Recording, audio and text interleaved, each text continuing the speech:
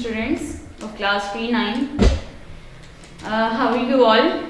Hopefully you all are good. So students, it's our third lecture of your subject biology, class P9. So today we will discuss, almost we have completed our first chapter successfully. So today we will read your chapter number 2, which name is Solving a Biological Problem. बेटे solving a biological problem name से ही आपको पता चल रहा है, means इस chapter में हम जो भी बायोलॉजिकल प्रॉब्लम्स फेस करते हैं, बायोलॉजिकल मीन्स ऐसी प्रॉब्लम्स जो लिविंग ऑर्गेनिज्म से रिलेट करती हैं, अंडरस्टैंड, ऐसी प्रॉब्लम्स बायोलॉजिकल जो लिविंग ऑर्गेनिज्म से रिलेट करती हैं, उन प्रॉब्लम्स को हम कैसे सॉल्व करते हैं ये हम इस चैप्टर में रीड आउट करेंगे। तो आपके चैप्टर का नेम है सॉल्विंग अ बायोलॉजिकल प्रॉब्लम। बेटे इसमें किस तरह की बायोलॉजिकल प्रॉब्लम्स जो हैं वो आप या साइंटिस्ट फेस करते हैं। फॉर एग्जांपल आप देखिए, इंसान जो है ना वो continuous is in the process of research work. हम as a human being continuously जो है वो रिसर्च डे बाय डे अपने उस पर काम कर रहे हैं और हर रोज ही न्यू इन्वेंशंस, न्यू क्रिएशंस और न्यू रिसर्च वर्क जो है वो सामने आता है जो साइंटिस्ट कर लेते हैं। बेटे बायोलॉजिकल मेथड्स में हम बायोलॉजिकल प्रॉब्लम्स में बेटे हम डिस्कस करेंगे। फॉर एग्जांपल कोई एक डिजीज जो है वो आ गई है, ठीक है, उसकी ओरिजिन क्या है, ह्यूमन बीइंग्स पर है और दूसरे किसी लिविंग ऑर्गेनिज्म पर है, किसी प्लांट पर है, तो मीन्स वो किस तरह की डिजीज है, उसको क्या क्या उसके सिम्टम्स हैं और किस तरह के एज पर या किस तरह की स्पीशी पर जो है वो अफेक्ट कर रही है। This is the one kind of biological problem which I am just telling you कि एक डिजीज, इसके अलावा और भी बायोलॉजिकल प्रॉब्लम्स हो सकती हैं। कोई न्यू टाइप जो है वो इंसेक्ट्स की या बर्ड्स की या लिविंग बीइंग्स की जो है वो देखी जा रही है, उस पर डिस्कशन होती है, वो एक प्रॉब्लम बन जाती है। तो बेटे इस चैप्टर में हम डिस्कस करेंगे उन तमाम प्रॉब्लम्स को जो हम लिविंग बीइंग्स में फेस करते हैं, उसको सॉल्व कैसे करते हैं। तो बेटे हर चीज का, जैसे आप मैथ्स करती हैं, मैथ्स में कोई प्रॉब्लम होती है, उसको सॉल्व करने के लिए आपके पास एक प्रॉपर स्ट्रेटजी होती है, प्रॉपर मेथड आपको फॉलो करना पड़ता है, तभी जो है आप आंसर उसका जो है वो कैलकुलेट कर सकती हैं। इसी तरह बेटे जब बायोलॉजी में आप एक प्रॉब्लम फेस कर रहे हैं, लिविंग ऑर्गेनिज्म से रिलेवेंट प्रॉब्लम फेस कर रहे हैं, तो उसको सॉर्ट आउट करने के लिए हम डिफरेंट बायोलॉजिकल मेथड्स को डिस्कस करते हैं। बायोलॉजिकल मेथड्स बेटे आप जो है वो देख सकते हैं बोर्ड पर। हम मेथड यूज करते हैं बायोलॉजिकल प्रॉब्लम को सॉर्ट आउट करने के लिए। Recognition of the biological problem, यानी सबसे पहले जो प्रॉब्लम हम फेस कर रहे हैं उसको रिकग्नाइज किया जाता है, आया वो डिजीज है, वो किसी एनिमल में है, किसी प्लांट स्पीशी में है, उसको रिकग्नाइज किया जाता है पहले, उसके सिम्टम्स वगैरह, देन उस पर ऑब्जर्वेशन की जाती है। ऑब्जर्वेशन का मतलब होता है मुशाहिदा करना, उस पर मुशाहिदे किए जाते हैं, ऑब्जर्वेशंस की जाती हैं, फिर हाइपोथेसिस जो है उस पर बनती है, हाइपोथेसिस की भी एक्सप्लेनेशन में दूंगी, देन डिडक्शन होती है। ये पॉइंट्स जो हैं वो हम आज रीड करेंगे और इन्हीं मेथड्स में इंक्लूड है। डिडक्शन के बाद एक्सपेरिमेंटेशन होती है, then summarization of the result, जो आफ्टर इन तमाम मेथड्स को डिस्कस करने के बाद इन सब रिजल्ट्स की समराइजेशन होती है, देन रिपोर्टिंग द रिजल्ट, जो भी रिजल्ट जो है वो इकट्ठा किया जाता है, जमा किया जाता है, उसकी रिपोर्ट कर दी जाती है। तो बेटे see on your book page number 20 there is a topic biological method. तो सबसे पहले मैं आपको ये डिस्कस करूंगी कि मैन जो है वो कॉन्टिन्यूस प्रोसेस में है ऑफ द रिसर्च वर्क। हमेशा ही इंसान जो है वो रिसर्च पर काम कर रहा है, रिसर्च कर रहा है किसी न किसी चीज़ को लेकर, किसी न किसी लिविंग ऑर्गेनिज्म को लेकर। तो बेटे और इस तरह से जब रिसर्च वर्क करते हैं तो डिफरेंट प्रॉब्लम्स भी फेस करते हैं। फॉर एग्जाम्पल मैं आपके साथ एक एग्जाम्पल स्टार्ट में शेयर कर देती हूँ। जब स्टार्ट में बर्ड्स, परिंदे जो हैं वो देखे जाते थे, अभी बर्ड्स की एक क्लास नहीं बनी, बर्ड्स की एक स्पीशी नहीं डिस्क्राइब की गई, तो क्या है, एक साइंटिस्ट ने वर्क करना स्टार्ट किया उस पर और उसने देखा कि स्पैरो है, फॉर एग्जाम्पल स्पैरो के विंग हैं, बर्ड है ना, तो उसे ये पता चल गया ये बर्ड है, तो उसने ये डिस्क्राइब किया कि स्पैरो के विंग हैं। तो क्या हुआ, इसने उस पर वर्क करना स्टार्ट कर दिया, ऑब्जर्वेशन स्टार्ट कर दी कि अगर बर्ड है, स्पैरो है, इसके विंग है, मींस सब बर्ड्स के विंग्स होने चाहिए। तो these are the different steps कि उसने पहले एक चीज को रिकग्नाइज किया कि ये बर्ड है, फिर उसने अपनी तरफ से एक और जो है ऑब्जर्वेशन बना ली कि इस स्पैरो बर्ड है तो इसके विंग है, फिर उसे नेक्स्ट जो है वो आगे प्रोसीड किया, वो उसने ये सोच लिया खुद से ही कि अगर स्पैरो बर्ड है और इसके विंग्स हैं तो तमाम बर्ड्स के विंग्स होने चाहिए। तो बेटे ये जो है प्रॉब्लम्स जो हैं स्टेप बाय स्टेप जो है वो सॉर्ट आउट होते रहते हैं। फिर दूसरी सेंस में अगर हम देखें तो एक साइंटिस्ट है जिसको पता है कि सब बर्ड्स के विंग होते हैं और उसको स्पैरो का नहीं पता। फिर क्या करते हैं, वो स्पैरो डिस्कवर करते हैं, उसने स्पैरो देख ली तो ये पता चला कि स्पैरो बर्ड है और अगर सब बर्ड्स के विंग्स हैं तो स्पैरो के भी विंग्स होंगे। तो ये क्या है, डिफरेंट टाइप्स के ये डिडक्शन के स्टेप्स आ गई हूं मैं। तो यही जो है मेरे ऑब्जर्वेशन, हाइपोथेसिस और डिडक्शन के प्रोसीजर्स हैं, डिडक्शन के मेथड्स हैं जो हम इस चैप्टर में आज डिस्कस करेंगे और यही आज का टॉपिक है आपका। तो बेटे biological method has played an important role in the scientific research for almost 500 years. तकरीबन 500 साल से यही बायोलॉजिकल मेथड जो है वो किसी भी लिविंग ऑर्गेनिज्म से रिलेवेंट जो भी प्रॉब्लम्स आ रही हैं उनको सॉर्ट आउट करने में हेल्प आउट कर रहे हैं। वो कह रहे हैं from the Galileo's experiment in 1590s to the current research, the biological method has contributed to the advancements in medicine. Medicine के फील्ड में भी एडवांसमेंट हो रही है इन मेथड्स को फॉलो करते हुए। Ecology is a branch of biology in which we deals the relationship of organism with other organisms along with their physical structures. This is the branch of biology and technology के field में भी biological method also ensures the quality of data for public use. अभी देख summarization, second last step was the summarization of the result. Data एक statement form में, एक written form में जो है इस तमाम जो है स्टेप बाय स्टेप जो है वो नोट कर लिया जाता है और उसे कंप्लीट डाटा कहते हैं। और वो डाटा फिर जब भी बायोलॉजिकल मेथड्स को फॉलो करके किसी भी प्रॉब्लम को सॉर्ट आउट किया जाता है और प्रूफ हो जाती है, लॉ बन जाता है, आपके पास फाइनल हो जाती है कि ये जो है after number of observation, number of hypothesis, number of deduction and number of experimentation के बाद ये जो है रूल सेट हो गया है, ये कानून बन गया है, तो उसे पब्लिक यूज के लिए एडवर्टाइज करवा दिया जाता है और पब्लिकली जो है वो शाया कर दिया जाता है। अब biological problem, hypothesis, deduction and experimentation, बेटे ये स्टेप्स हैं जो मैंने आपके साथ डिस्कस किए हैं। बायोलॉजिकल प्रॉब्लम को सॉर्ट आउट करने के लिए हम यूज करते हैं सबसे पहले recognition of a biological problem. बेटे साइंस कहती है कि इंसान जो है ना इटसेल्फ एक खुद बायोलॉजिस्ट है। बायोलॉजिस्ट किसको कहते हैं, जो बायोलॉजी पर स्टडी करते हैं, बायोलॉजी के एक्सपर्ट होते हैं, those are called as a biologist. Biology के साइंसदान को कहते हैं हम बायोलॉजिस्ट। तो बेटे साइंस कहती है कि इंसान जो है इटसेल्फ, एक मैन जो है वो एक बायोलॉजिस्ट है। हाउ, कैसे बायोलॉजिस्ट है? आप देखें, अब हम डिफरेंट पीपल होते हैं, अपने एरिया में रह रहे होते हैं, कुछ शहरों में रह रहे होते हैं, कुछ गाँव में रह रहे होते हैं, कुछ जो है बैकवर्ड एरियाज में रह रहे होते हैं। तो क्या है बेटे, इन एरियाज में रहते हुए इंसान, हम अपने बहुत सी चीज़ों के लोकल नेम्स यूज़ करते हैं। हमें बहुत से एरियाज का पता है कि वहाँ पर जो है उस एरिया में ये चीज़ जो है ये कॉमन है। तो इंसान अपनी एरिया में रहते हुए उस एरिया की डिजीजेस के बारे, उस एरिया के एनवायरनमेंट के बारे ज़्यादा फेमिलियर होता है देन द अदर वन। तो जो इंसान किसी एरिया में रहते हुए उस एरिया की हर प्रॉब्लम से अवेयर है, जानता है, he is called as the biologist of that area।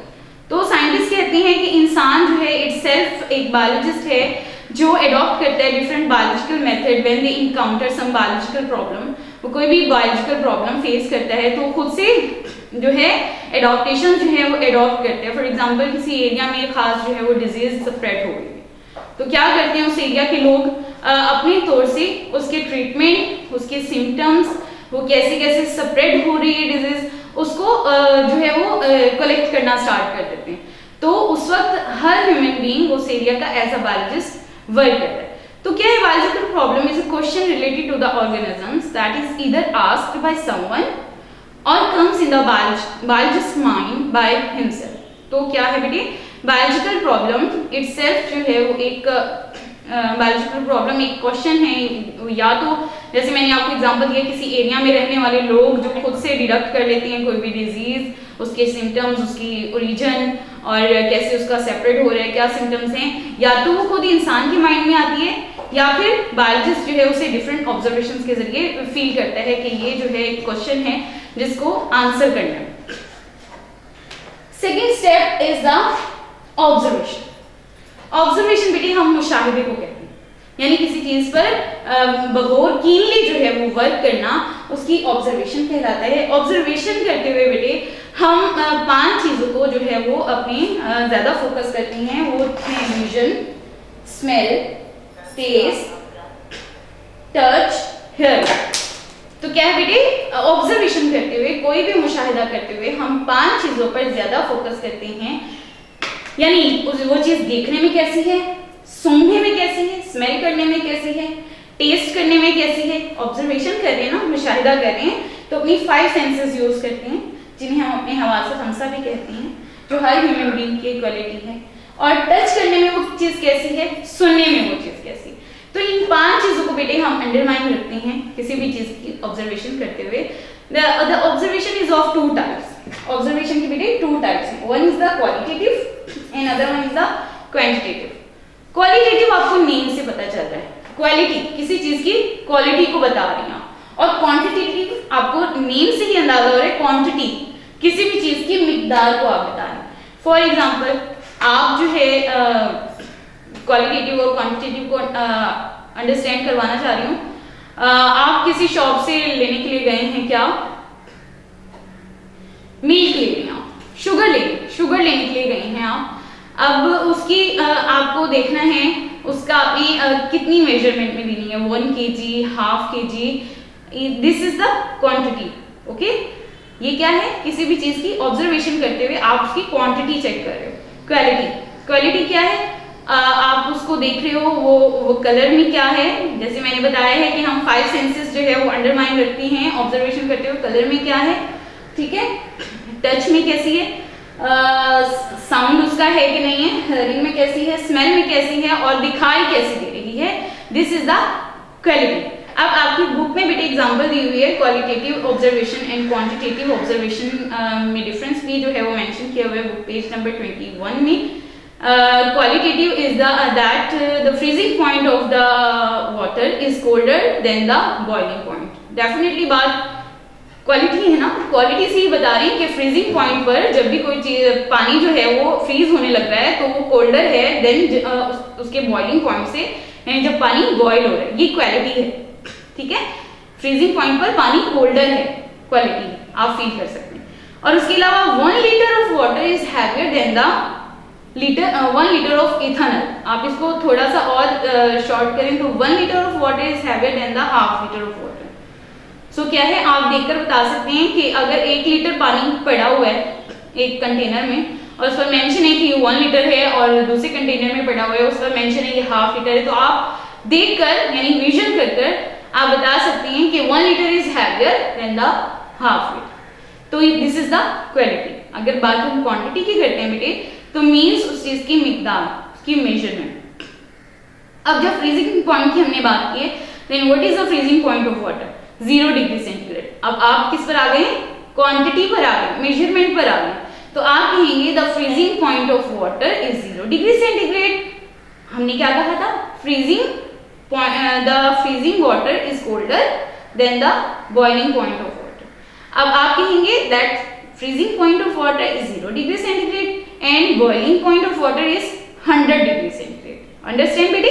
This is, now you are counting its degrees, that freezing point is 0 degree centigrade and melting or boiling point is 100 degree centigrade of water. अब litre की बात की तो मैंने आपको, अब आप बताएंगे दैट 1 लीटर आपने बात की ना, 1 लीटर पानी जो है वो हैवियर है देन द हाफ लीटर। अब 1 लीटर में कितने बेटे ml होते हैं, मिलीलीटर होते हैं, 1000 ऑफ ml। तो आप कहेंगे a litre of water weighs 1000 ml और 1000 grams and half litre of water has 500 grams। Okay बेटे, now you are counting in figures, उसकी अमाउंट जो है, क्वांटिटी जो है अब वो कम करें। Next, they are telling you observations also include reading and studying what others have done in the past because scientific knowledge is ever growing. Ever growing means step by step जो है वो move करते हैं। वो कह रहे हैं हमेशा जो है पास्ट की इंफॉर्मेशन को सामने रखकर नेक्स्ट जो है वो रिसर्च की जाती है।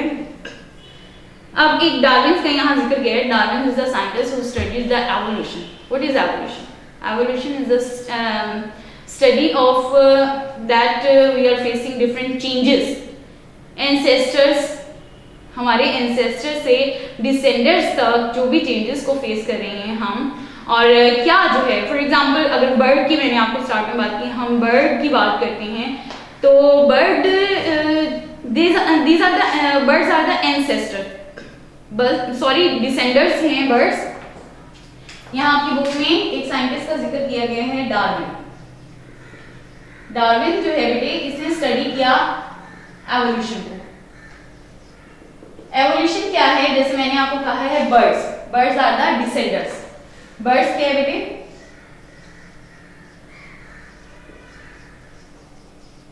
डिसेंडर्स। अब इनके एंसेस्टर्स कौन? Birds are descenders of reptiles. अब बेटे रेप्टाइल से बर्ड्स बनने के दरमियान जो टाइम पीरियड रहा, जो इन्होंने चेंजिंग्स इनमें आई वो फेस की। अब ये सारी किसने डिस्कस की? डार्विन ने। मींस डार्विन ने एवोल्यूशन की जो स्टडी है वो इंट्रोड्यूस करवाई, यानी ये चेंजिंग्स फ्रॉम एंसेस्टर्स टू डिसेंडर्स ये कैसे हैं। अब ये एक मेथड्स को ये बायोलॉजिकल मेथड्स को फॉलो कर उसने अपनी उसी तरह सबसे पहले रिकग्निशन की प्रॉब्लम को, फिर उसने क्या किया? उसने ऑब्जर्वेशन की। ऑब्जर्वेशन करने के बाद उसने एक हाइपोथेसिस जो है वो डेवलप की, वो रेडी की। अब हाइपोथेसिस क्या है बेटे? It is the third step और the third method of sorting any biological method. Hypothesis और फॉर्मुलेशन ऑफ हाइपोथेसिस। अब बेटे हाइपोथेसिस क्या है? It is the tentative explanation, you can see on the board, it is the tentative explanation of any theory. Hypothesis is the tentative explanation of any theory. Tentative explanation means कि कोई भी hypothesis है, जैसे observation में एक qualitatively quantitatively note कर लिया गया कि जो है जैसे पानी का फ्रीजिंग पॉइंट और उसका मैस कितना था, ये नोट कर लिया गया। अब इसके बाद आप हाइपोथेसिस की तरफ मूव करते हैं। Hypothesis is the tentative explanation of any theory. Means tentative explanation का कि ये थ्योरी जो है आफ्टर सो मेनी क्वेश्चन, यानी क्वेश्चन इस तरह के होते हैं जो अराइज किए जाते हैं कि किस तरह से हम इस हाइपोथेसिस को रॉन्ग साबित कर सकते हैं। क्या है? डिफरेंट साइंटिस्ट, डिफरेंट वर्कर्स जो हैं इस तरह के सर्कमस्टांसेस डेवलप करते हैं, क्रिएट करते हैं कि ये जो हाइपोथेसिस बनाई गई है इसको गलत कैसे साबित किया जाए, ठीक है, इसको रॉन्ग कैसे प्रूव किया जाए। अब हाइपोथेसिस इज वेरी सिंपल। ये सिंपल मेथड जैसे अभी आपने बताया, हमने डिस्कस किया है, रिकग्निशन पहले होती है, फिर ऑब्जर्वेशन होती है, उसके बाद हाइपोथेसिस जो है ये it's very simple. How is simple? कि इसमें जो है डिफरेंट क्वेश्चंस बनाए जाते हैं इसको रॉन्ग साबित करने के लिए। अगर आफ्टर सो मेनी क्वेश्चंस ये रॉन्ग साबित नहीं होती, हाइपोथेसिस जो भी डाटा अब तक आपने मेंटेन किया हुआ होता है वो रॉन्ग साबित नहीं होता, then it becomes the law. फिर ये लॉ बन जाता है, प्रूव हो जाता है कि ये इंफॉर्मेशन जो डाटा अब तक कलेक्ट किया गया है, अब तक बताया गया है किसी भी प्रॉब्लम को लेकर वो ठीक है, तो वो क्या है? लॉ बन जाता है। अब ये ऑब्जर्वेशंस की बात करते हैं। Observation do not become scientific observation until they are organized by related to organized and related to questions. Biologist organize his or her and others observation into data and construct a statement that may prove to be the answer of the biological problem understood. वही बात है कि different workers हैं, different researchers हैं, उन्होंने अपना data maintain किया और फिर उन्होंने एक दूसरे पर जो है वो सवाल जवाब किए कि किस तरह से है ये हाइपोथेसिस या थ्योरी जो है वो रॉन्ग साबित की जाए। तो this is the tentative explanation of observation is called as hypothesis. It may be defined as the proposition of that might be true. अगर ये सही साबित हो जाती है hypothesis after so many questions, तो क्या है ये hypothesis, ये observation, sorry ये hypothesis एक law बन जाती है. अब it should be a general statement. हम देखते हैं कुछ फॉलोइंग कैरेक्टरिस्टिक्स को फॉलो करते हैं जब भी कोई हाइपोथेसिस जो है फॉर्मुलेट की जाती है. It should be in a general statement. It should be a tentative idea. Tentative idea mean it could be change. ये चेंज किया जा सकता है अगर ये गलत साबित हो गया. ठीक है, अगर सही साबित हो गया तो ये यही हाइपोथेसिस एक लॉ बन जाता है. It should agree with available observations. जो आपने ऑब्जर्वेशंस की हैं उन तमाम रूल्स जो सेट किए थे ऑब्जर्वेशन में उनको एग्री करें. It should be kept as simple as possible. ये ज्यादा से ज्यादा सिंपल प्रोसीजर्स में जो है वो डिस्क्राइब की जाती है hypothesis. It should B testable and potentially flexible. यानी आप इसको जो है टेस्टेबल मींस आप इसको अगर ये गलत साबित होती है तो इसको आप रॉन्ग प्रूफ कर देंगे, और अगर सही साबित हो गई ये हाइपोथेसिस इसको आप लॉ जो है वो डिडक्ट कर देंगे. Now the next method is the deduction. Deduction को अगर आप देखें बेटे, next step is the deduction and it is the last step. Today we are just discussing. ये 3 steps जो हैं बेटे हम इंशाल्लाह अपने next lecture में discuss करेंगे. Deduction क्या है बेटे? After hypothesis, after the formulation of hypothesis, we proceed towards the deduction. And it is the next step. Biologist draws deductions from hypothesis. Deductions are the logical consequences of hypothesis. For this purpose, a hypothesis is taken as true and expected results deductions are drawn from it. For example, बेटे मैंने आपको start में एक example दी थी कैसे जो है वो एक बायोलॉजिकल प्रॉब्लम जो है वो डिस्कवर होती है, रिकग्नाइज होती है. फॉर एग्जांपल एक साइंटिस्ट उसने स्पैरो को लिया. अब सबसे पहले उसने रिकग्नाइज किया कि स्पैरो जो है इज अ बर्ड. स्पैरो एक बर्ड है. सेकंड उसने देखा स्पैरो के विंग्स हैं. ठीक है, सेकंड उसका स्टेप आ गया स्पैरो के विंग्स हैं. अब वो देखता है कि उड़ने वाली सब चीजें बर्ड्स हैं.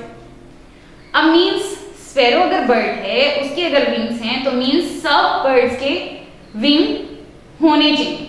सो ये उसने डिडक्ट कर दिया.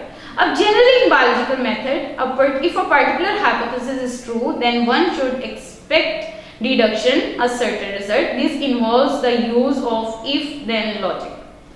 तो बेटे ये आपका टॉपिक था आज तक का. नेक्स्ट जो है एक्सपेरिमेंटेशन. आप इन्हें बहुत अच्छे से जो है वो लर्न कर लीजिएगा, अंडरस्टैंड कर लीजिएगा. एक बार